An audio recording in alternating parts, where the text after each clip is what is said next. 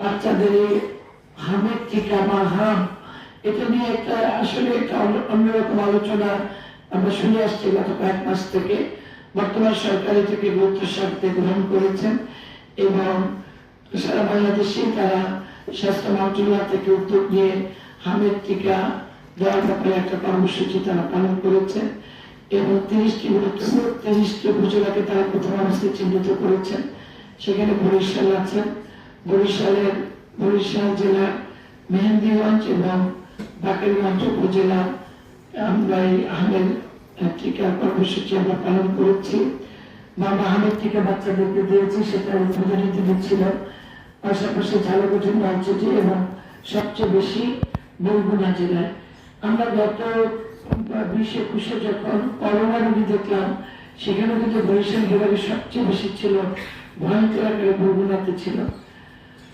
যাই হোক, আমাদের সাথে দুজন বিশেষজ্ঞ আছেন যারা এই ব্যাপারে আপনাদেরকে প্রশিক্ষণ দেবেন।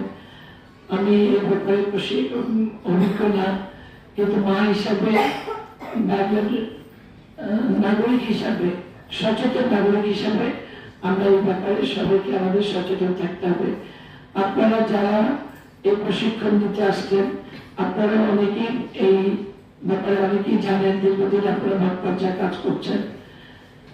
আবার অনেকে কাজের জায়গাটা থেকে যতটুকু আন্তরিক হওয়া উচিত, যতটুকু মা হিসাবে দেখেন, ইপিএতে কিন্তু দেখেন পুরুষের সংখ্যা প্রয়োজন, আমি তো দেখি না, সবই আপনারা নারী।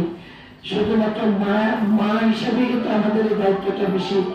একটা বাচ্চা মা যেভাবে কোলে করে কাছে নিয়ে আদর করে ইনজেকশন দেয়, ওই বাচ্চাটা কিন্তু মায়ের কোল থেকে আরেক মায়ের কোলে যায়, ও কিন্তু আরেকটা নিজেকে নিরাপদ মনে করে।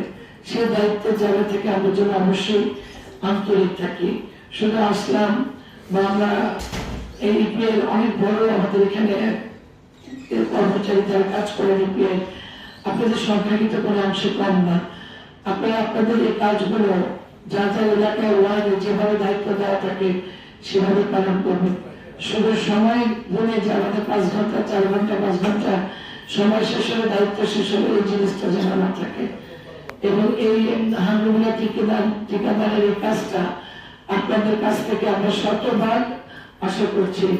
আমাদের যারা দুজন আসছেন, আমাদের ইউনিসেফের বহু প্রতিনিধি যারা বলেছেন যে বরিশালেও এখন রোগীর সংখ্যা আছে এবং প্রায় 11 বা 12 জন মারা গেছেন।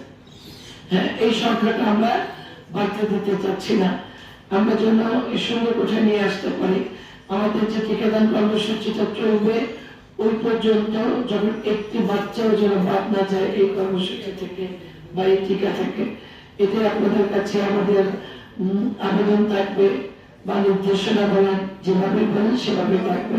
সবাইকে অত্যন্ত আন্তরিকতার সাথে এই কাজটা করার জন্য এবং প্রশিক্ষণ জিনিসটা কিন্তু অনেক, আমি জীবনে অনেক প্রশিক্ষণ নিয়েছি আমার অর্গানাইজেশন এনজিওর মাধ্যমে। আমি নিজেও প্রশিক্ষণটা কিন্তু আমার কাছে অনেক একটা আনন্দ, একটা অনেক কিছু জানার, একটা সুন্দর একটা টোটাল পরিবেশটাই সকাল থেকে সন্ধ্যা, এটাকে কিন্তু শিক্ষার মাঝে এটা উপভোগ একটা বিরাট ব্যাপার আছে।